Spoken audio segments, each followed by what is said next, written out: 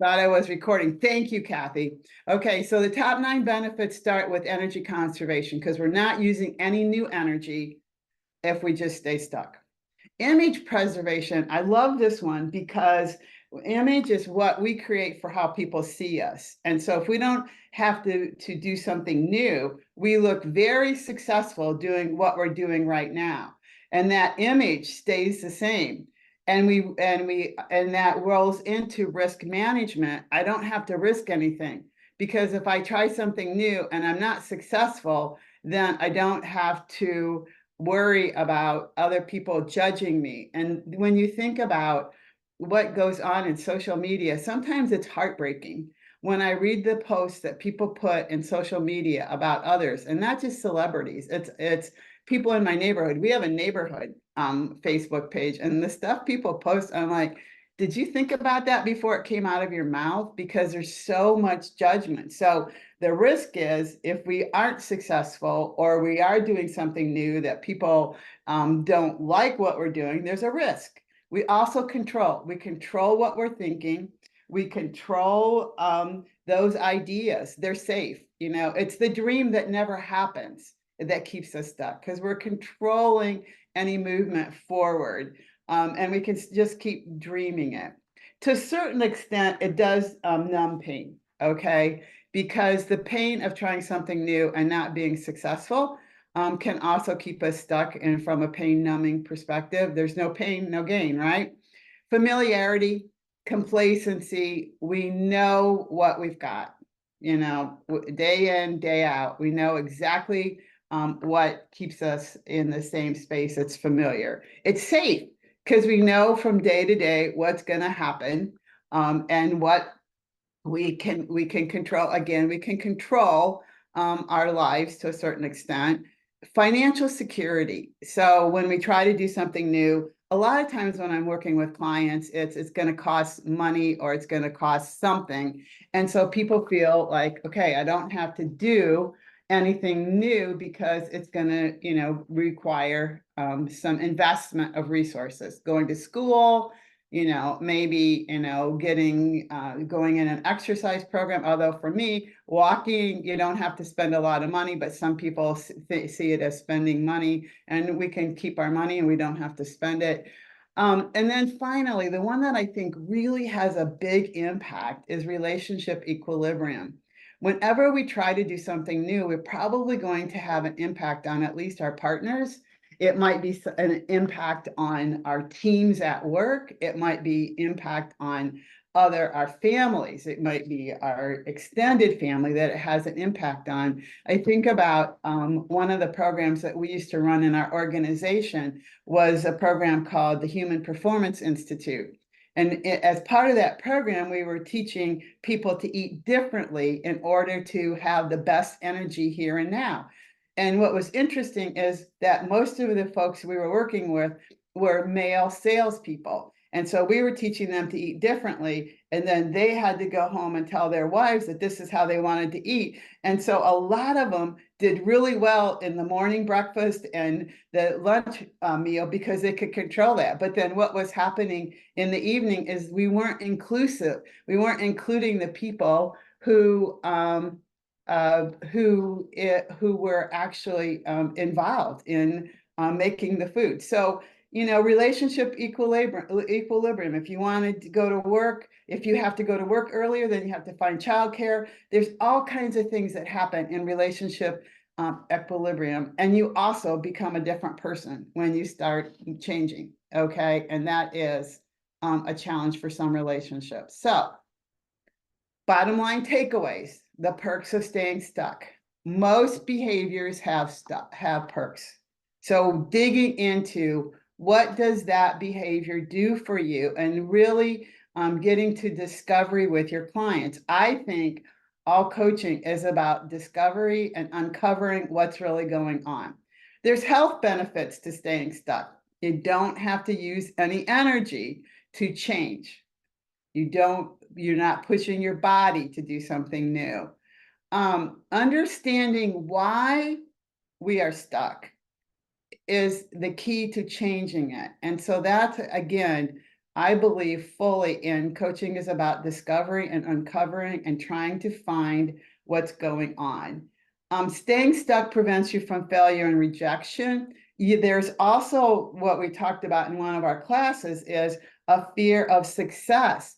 The more successful you are, the more requirements upon you. So if you keep your circle small, you don't have to go beyond the circle. It's very scary to know once I'm successful, it's going to be expected for me to continue success and go further and further. And so if you stay stuck, you don't have to deal with success. Your brain is wired for survival, not happiness. So your brain wants to stay in the same lanes it's in. If any of you've been in my classes, you know I make an analogy of ruts in the mud. And I think somebody on this call shared that with me. But we're ruts in the mud, a bike in the mud. Think about how if you're trying to ride a bike through, mud in the winter, wherever you are, or ruts in the snow with cars, your bike stays in the ruts. When we try to move beyond those ruts, it pulls back. And that's exactly what's happening with the neural pathways. The neural pathways are reinforced over and over again in the brain. And as we try to move beyond those neural pathways, it really becomes effort. Anybody who's tried to change a behavior on this call knows how much effort it takes to change. Your nervous system is engineered to conserve energy. Getting curious about your behaviors, and we're going to talk more about this, but thought shaming or the inner critic giving you a lot of misinformation about you tried something, it didn't work. What are the messages that you are telling yourself about why you can't get unstuck? So be curious about what's holding you back. And it's usually harder to avoid feelings than to feel feelings. And so, moving forward, not avoiding the feeling we have when we have the dream and we don't chase the dream. So what does that look like for us? So I'm going to stop right now and I'm going to put you into breakout groups so that you can talk about what you have experienced from some of your clients in terms of what keeps them stuck, of the perks of being stuck, how you might approach them differently now that you have some ideas about stuck. So putting you in those breakout rooms now, I'll put you in 3 rooms and I'll give you about 7 minutes to talk about what about the perks of being stuck and how might you change it in the future when you're working with your clients. Here you go, into your breakout rooms. That wasn't 7 minutes, Peggy. That wasn't. It was actually 8. Okay, it wasn't. Just so you know. It wasn't for me because you put me in a room by myself, which you always threatened to do, and she finally did it. So I laughed so hard. Okay, so I had to move her. Okay, so what did you discover? What did you uncover in talking with your group about how people get stuck, the science of stuck, how you might integrate it into your coaching? So what did you talk about? Shonda? Sure, I'll share. Good morning and afternoon. So we kind of talked about some of the things that we see in others. I mentioned that me and my assistant manager were discussing an individual this morning, and we were talking about the same exact thing in terms of willingness to go above and beyond versus just doing the bare minimum. And why is that? We also reflected on ourselves and discussed how competing priorities sometimes can lead to that stage of being stuck, in terms of being a perfectionist as well too.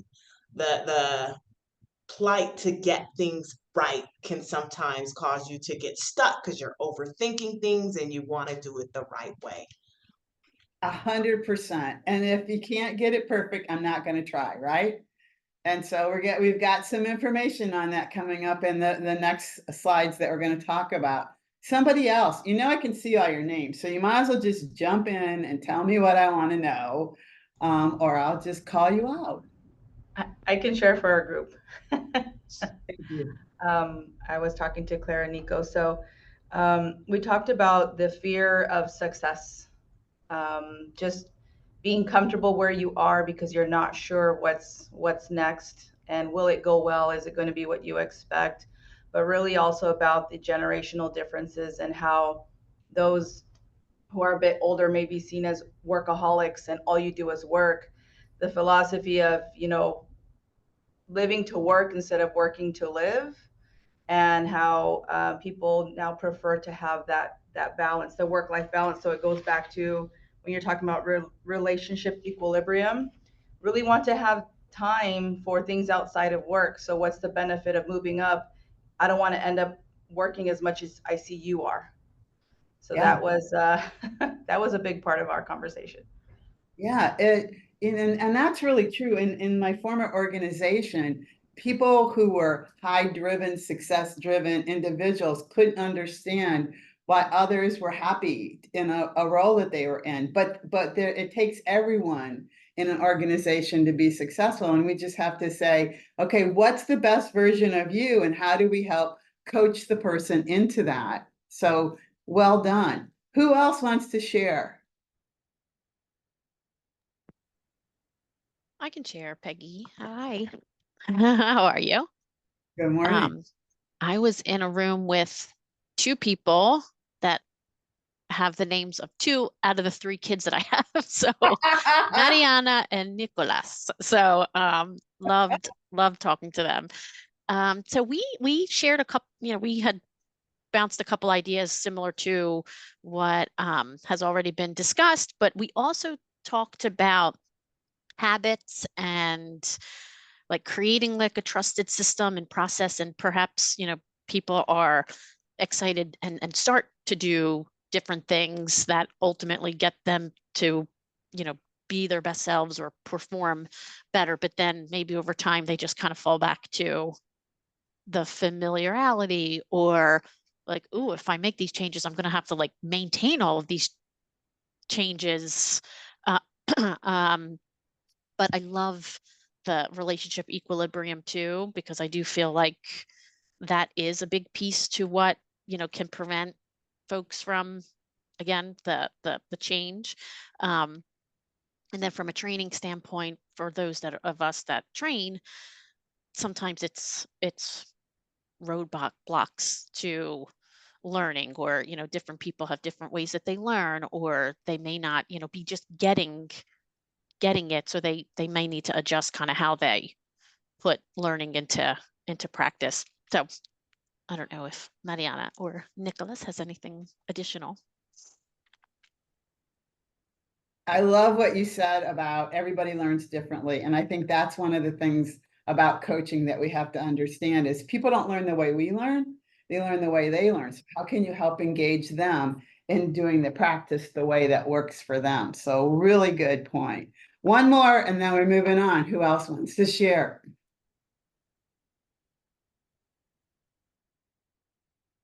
Okay, Marilena. I was in the room with Florendia and with Dalia, and Dalia actually helped us see something really, really deep and valuable, I think, for the phase of being stuck. It's an opportunity, we thought, for reflection, because being stuck kind of gives that opportunity for self-reflection, for that self-dialogue, and it allows individuals to just pause, assess the current circumstances, and just gain clarity on their goals, on their values, on their priorities. And this process can actually lead to some valuable insights and some self-awareness. And I know how you keep talking about self-awareness, Peggy. And I think that can be one of the perks of being stuck. And what Dalia was saying with her narrative, Dalia, please correct me and feel free to jump in. She was actually able to see the end of the tunnel, like the light at the end of the tunnel. with that narrative. So, gaining that self-awareness, it just helps people to identify the areas for growth, the areas for development through that self dialogue and reflection. Dahlia? You're right. Thank you. Yes, we talked about that, and I was just sharing in our breakout, the feeling that I had due to something that, transpired at work. And, I loved how we put it out, which is a narrative, right? We build that story, not that the story is not true, but at the same time, because of the situations we experience, it can definitely amplify the situation or make you feel stuck, but in a negative lens or in a negative way. And it just allows you to really reassess, reevaluate, and it's a process. It takes time, and thank you, Marilena, for sharing that, because it does allow you to reevaluate and gain some clarity. Okay, maybe that journey that I was taking initially, or that I thought I was going to take, it's probably not the one I want to take anymore. Maybe I wanted to pursue something else, or my goals, my priorities have changed. So thank you for sharing that. Thank you both for sharing that. Two things came to mind as you were sharing. Number one, I was working with a client yesterday. He's a project manager on a team in a corporation, and he feels like his team could be more effective, and they're not. And so, we said, okay, when I see ineffectiveness on teams, I look at process first. Like, we don't do the people thing first, we do the process thing. And he said, I don't have time to stop and look at the process. And I said, this is the issue we have with being stuck, is reflection. And it's exactly what Dahlia and Marilena's group were talking about, is how do we take a step back? How do we create awareness about what's going on? And I also loved what Dahlia said, is she was trying something new. Is this the direction I really want to go? The reflection. We're stuck in patterns, and we want to keep replicating that patterns, but maybe we stop for a minute, we reflect, and we say, is this where I really want to go? I thought I wanted to go there, but is this where I really want to go? So now, where do we want to go? We're going to talk a little bit about what Dr. Adler was talking about in his book, The Anatomy of a Breakthrough. And I really, really like this gentleman, but I like him for the end when he has 100 ways to get unstuck. So some of these are coming out of his 100 ways. I'm not going to make you sit through 100, but I thought about it. Anyway, I dialed it down to, you will get stuck. And that is a lot of the rationale for why people come to coaching, is they're trying to figure things out. But it's hard to figure things out and move forward when we keep doing the same thing we've always done. So if you're stuck, think about what is it you're doing, and how is it that you could do something differently. You could do the reflection that we just talked about. Social media is probably one of the biggest reasons people stay stuck. And I'm not trying to bash social media, but what you read about all the time is this huge success that other people have. And by the way, there were a lot of failures before they had the success, but that is never talked about. It's the end result. So remember, as we're trying to move forward, just inch forward, okay? One step forward. It's not the success that we're seeing in social media, it's the beginning of success. So another thing he says is, learn to distinguish between the reasons you are stuck that you can control. So is it you're stuck and you can control it, or is it something beyond your ability to control it? You can only change what you can own. For those of you that have ever taken a class with me, I typically say, if it's not in your house, if the furniture isn't in your house, you can't move it. So in order for us to create change, we have to be able to touch it, and it has to be something that we can actually deliver on. Expect lows in the middle. I had a master student who did a project on the messy middle. We will always get to the messy middle. And a lot of times the question is, why am I doing this? You know, did I really want to do this? Think about the easiest one to think about is dieting or changing our eating. And we move from, you know, maybe, you know, a high processed diet and we don't eat any processed foods anymore. And then we watch people eat processed food and we're like, I want that. Because we're like, do I really want to be here? And the messy middle is real. And it's okay. We just have to keep moving forward. I have not read an author yet that doesn't say chunk goals. And when I'm working with clients, it's milestones. It's not the end goal, it's the milestones. So yes, we have long-term, but what are the short-term goals in the middle? If we don't celebrate the short-term goals, the milestones, then we continue to stay stuck because we're not at the end. And that helps us, that gets us more stuck. Use life quakes, anticipation. What am I excited about? What gets me out of bed in the morning? If something gets me out of the bed in the morning, how can I use that to get myself out of being stuck? Before you quit, keep going longer than you thought you could. I started my career in helping people quit smoking. And one of the things we did in that class was to see if you could go another 10 minutes without the cigarette. Conversely, what Dr. Adler is saying is, can you go 10 more minutes? Can you walk 10 more steps? Can you stay focused 10 more minutes? You know, that breaks the routine that's going on in our brain of being stuck. Challenges means that you're moving beyond the obvious. Okay, challenges aren't stop signs. They're like, okay, this is something that I need to move through. We ignore small problems longer than large ones. So what are all of the problems? Not just the large ones, the small ones. The small ones add up to keeping us very stuck. So what are the little things we can control that we can move forward on? And anybody who knows, when I'm working with teams, we talk about pre-parades and pre-mortems. And my favorite question is, if we're wildly successful, what will it look like? Conversely, if something really stops us from being successful with what we're trying to do, what's going to get in our way? And this is what happens in the messy middle. We don't plan for things to get in our way. And when they get in our way, we're absolutely shocked and we're like stuck. Okay, so what are the pre-parades? What are we going to celebrate? What's going to create wild success? And conversely, how are we going to handle the obstacles that are going to get in our way? Because it's going to happen. Mental traps are more dangerous. Check your thinking. What are you thinking about? Are you thinking positively? Are you thinking you're going to be successful? Are you thinking what's going to get in your way and you stay stuck with what's going to get in your way? There's things that are going to take you there. There are things that are going to get in your way. And it's your choice to focus on what's going to take you there. We've already talked about excellence versus perfection. So I'm glad that you brought that up in your group. Getting started means, you know, am I doing the best I can? Not is it perfect? Make large tasks granular. Okay, bring them down. What are the steps I need to do? Sometimes this big thinkers stay stuck in the big idea instead of what are the steps I need to take, and make sure they're baby steps. Avoid thrashing about mentally. We've already talked about that with the mental traps. Embrace silence, embrace mindfulness, do some reflection.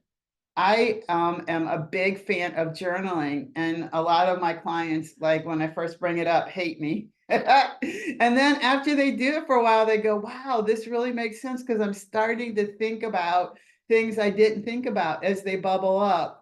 Rain, this is one of my favorite in terms of mindfulness. Recognize what's happening, accept that it's happening, investigate why it's happening, but don't identify with it. This is especially true for those negative emotions that take us where we don't want to go.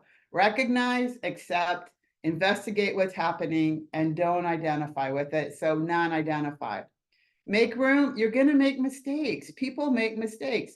You know, like the thing of it is I love the first mistake of the year because now I've got it out of the way. I will make mistakes. I already made a mistake. Okay, it's out of the way. Deal with lower order needs first, which means what is the thing that you must do first in order to get started? And I love this diagram about what's important. Yesterday, when I was talking with my client, I said, is your team focused on the urgent and the important? Are they getting caught up in what is urgent but not important? The interruptions, the distractions. Every team, every person has distractions that happen daily that keep them from being the best version of themselves. Hold on to your ideas lightly. Think about how they can change. Seek others' opinions. I encourage everyone to have a board of directors. Who are those people that you can count on to give you good advice? Try experiments. Whenever I'm working in an organization, I never want to go fully in to an internal coaching program. I'm like, take a team, let's build with the team, let's see where we go, let's do pilots. So how do we do individual pilots? We're very comfortable doing pilots in organizations, but how do we do pilots for our own way of trying things? When stuck, do something. I love this one. I was listening to his 100 Ways on Sunday when I was walking. Just take one step in the direction of what you're trying to do.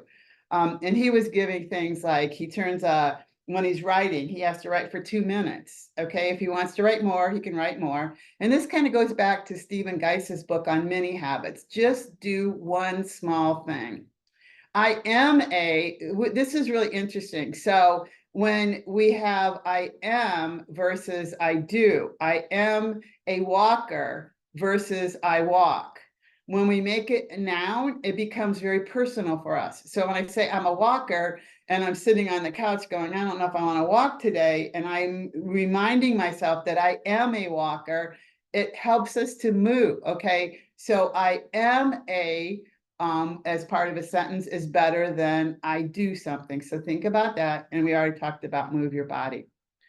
Now, let's talk about a few more strategies. Okay, number one, as we're coaching people, help to surface what their limiting beliefs are. What do they really believe about the action they're about to take? And are there any limitations in their thinking with regards to that? The groups have already talked about how important awareness is. All of my background, my early background was in health behavior change. You can't change a behavior if you don't know how often it's occurring and why it's occurring. So we have to create awareness and mindfulness of how it's showing up. Challenge the inner critic. I hope when you get up in the morning that you are saying what a wonderful day it's going to be and how wonderful you are, instead of beating up on yourself, thought blaming, and doing things that are getting in your way. Do not criticize yourself. Think about what one thing could do. So get rid of that inner critic, or else keep the inner critic as controlled as possible. For those of you that have been in my classes, you know that fear is a big thing that stops people from moving forward. And in Big Magic, the author talks about having fear, but fear is allowed to come with her, but the fear has to stay in the back seat. It's not allowed to be driving in the car. It can't touch the steering wheel. It can't touch the radio. It has to stay in the back. So how do you put the inner critic? Recognizing that we have these emotions, recognizing that we have the inner critic, but how do we tell the inner critic, okay, but you can't talk to me right now because I'm doing a presentation. You can't talk to me right now because I'm doing such. So it doesn't mean we don't have fear, that we don't have the inner critic, but we tell the inner critic when the inner critic can talk to us. You can talk to me later when I'm done. Lean into discomfort. Think about how you can lean into those things that you think are going to make you uncomfortable. Do one thing. Brendan Burchard in The Charge talks about doing one thing different every week or every month. Just do one thing different because we get out of our uncomfortableness. I can't emphasize enough how important it is to surround yourself with people that support you. And if you've got naysayers, then it's really important that you think about where they fit in your life. I do an exercise with clients called energizers and drainers. And that includes people, places, and things that energize us and drain us. So when we get to the drainer list, we start the low-hanging fruit. What is the easiest to let go of, and how are we going to let go of it?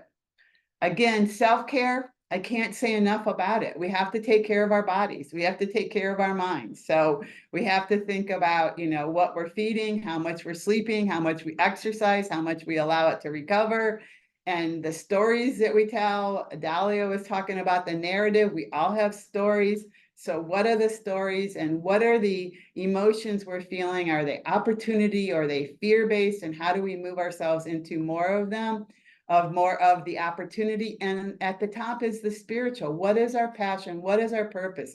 How do we lean into passion and purpose? And how does getting out of being stuck align with our passion and our purpose?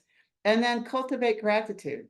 I love people, I love teams that talk about gratitude. I love people that talk about gratitude at dinner with their children, with their families, and people who keep gratitude journals. We, you know, the more gratitude we have, the more we experience what we're trying to experience. And then finally, when do you start? And as this is coming out of some of the work of people like to start on specific, in specific ways. The first day of the month, you have 12 opportunities. Mondays, you have 52 opportunities. First day of spring, summer, fall, or winter, you have 4. On Independence Day or an equivalent, a birthday or a religious holiday, a loved one's birthday, the first day of school, the first day of a new job, the first day after graduation, the first day back from vacation, 2, but maybe you take more than 2 vacations. Your anniversary, the anniversary of the day you started something, the day you finished this book. So this was, I think this is from Britt Frank's work. But think about when to start, make it a milestone. Think about, you know, talking to a client. When would you like to start? A lot of people start things on Monday. That's what I find very interesting. So what is that we're going to start? So enough hearing from me. It's time to go back to your groups and talk about, of the strategies we've talked about today, what resonated with you? What one step can you integrate into your coaching to help with clients that are stuck? Or if you're stuck and you want to talk about that, is there anything you feel like you need more of with regards to getting unstuck that will help your clients that we could do a blog on or that we could do another workshop on? So I'm stopping the share. Let me guess. There wasn't enough time.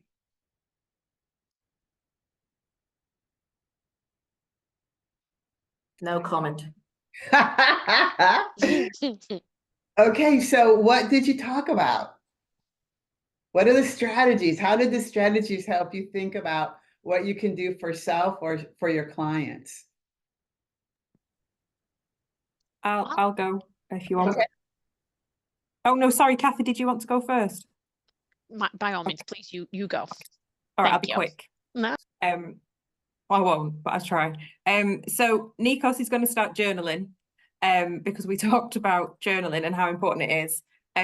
Sorry, I don't mean that you're actually going to do it, but we talked about it and the importance of it. And then we were talking about procrastination. But then I like to be devil's advocate, and I said, actually, it's not always a bad thing, because it's the same as being stuck, isn't it? So you get an email from somebody that really annoys you, and you go, I'm going to send this response right now. And then you go, or I could do the washing up I've been avoiding all day in the kitchen. So you go into the kitchen, you do the washing up, which is the job done. But as you're doing it, you're thinking about how to answer the email that you're avoiding. So you go from one avoidance to another. So avoidance isn't always a bad thing. This is how my brain works, everybody. I'm very sorry.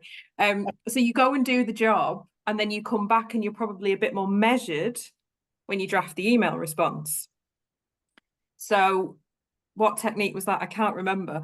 But basically, stuckness and procrastination, yes, there's negatives to them, but you can flip it and see some positives from it as well.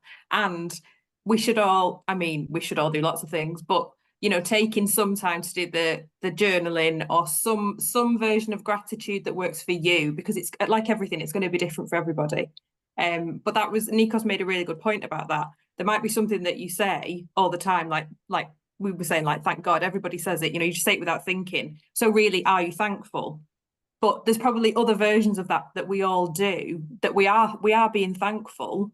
It's just you take a lot of stuff for granted, don't you, until something happens, and then you really mean it when you say it. Does that make sense? Yeah. I love everything you said. I love the thankfulness and the great gratitude and really meaning it. And not just as a passing thought. I love that. The other thing that I think is fabulous is putting two avoiding things together. Like I'm avoiding the dishes and now I'm not going to send that email. And so, we talk about this in decision making. Will it matter in 10 minutes? Will it matter in 10 hours? Will it matter in 10 days? Will it matter in 10 months? And we start doing 10-10. And so what you've done is shifted your thinking and focus to doing something productive. And you get done and you're like, oh, I got my dishes done. Oh, I'm not mad at you anymore.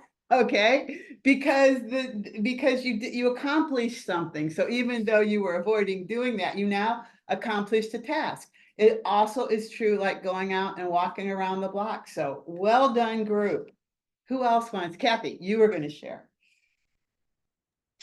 Yes, and I jotted down a bunch of what you all just said, and I love that too. So one of the things that Mohammed and I discussed is fear, the inner the inner critic slash just what we're saying to ourselves and how it's probably not serving us.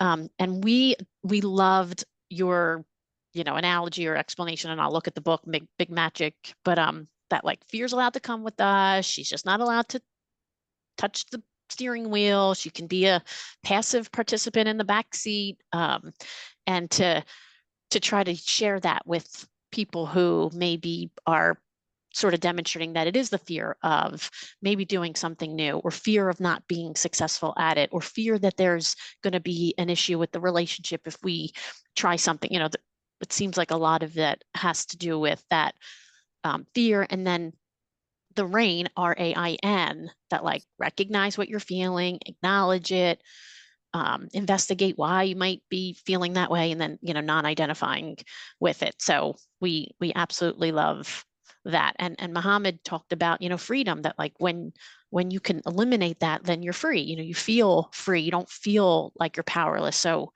sort of saying that if you're like, I'm not going to give you the power over me, and just let's try like one thing to kind of move forward and make us feel I love that. success. That is excellent. So for some of you that have been in my classes before, I have an it dial, and my it dial is on my bookcase, and my it dial has to stay back there, and she's not allowed to talk to me when I'm doing presentations, okay? And she's not allowed to talk to me when I'm trying to write because she tells me I can't.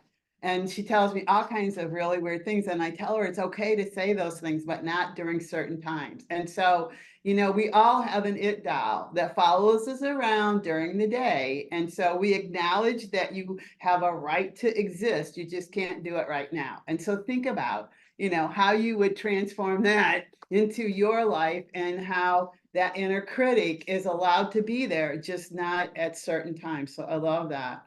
One more, and then we'll wrap up. Who wants to share? I can share. Okay. Okay, so I had Renko and Marty in my room, so gentlemen from Cyprus. So now I'm standing between them and their dinner. So we talked about like leaning into discomfort.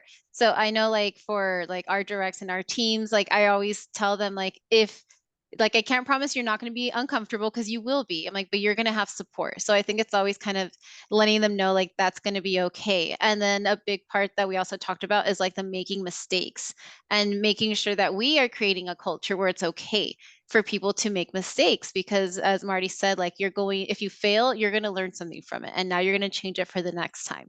So I thought that was important, because I'm like, well, for some managers, people might not think it's okay to make mistakes, or they don't want to say that they made a mistake. So I think it starts with us and creating that different culture. I love that you're going to make mistakes, and it's okay, and making it okay to make mistakes is huge. So I love that part. And thank you for sharing that. So I'm going to dig into the wrap up as we are ending. Okay. Upcoming events, we're going to do an advanced coaching program that starts in September. So if you know anybody that wants to get involved and go to that next level of advanced coaching, we're doing that. We have a master coaching program, Kathy, because she talked to me yesterday. We're going to figure out how to start something in September that leads to master coaching. And we're going to launch the Global Coaching Network, which is our own association that's going, our webinars are going to move over there, thought leadership, interactions, a conference. So lots of stuff coming. Watch for that. Because you received this information today, you'll receive more information on what's going on with that. We've got fall webinars that are going to launch in September, building coaching cultures, inspiration meets perspiration. You're inspired to do something. How do you do it? And then we'll have one of my leaders who I worked with previously, who just finished a dissertation on what do followers want and expect from leaders. And always feel like you can go to Global IOC for our newsletter, for our blog, for communities of practice, for thought leadership and events. If you need anything from us at Global IOC, all you have to do is reach out and let us know what you want. If there's something you want us to write about, we will do it. So thank you so much for taking this time. Enjoy your dinner, all of you in Cyprus and the UK. Those of you that are starting your day, I hope it's a wonderful day for those of you on the West Coast. And I look forward to our next interaction. Be safe. Enjoy. Thank you. Bye. Thank you. Bye. Thank Thank you. you.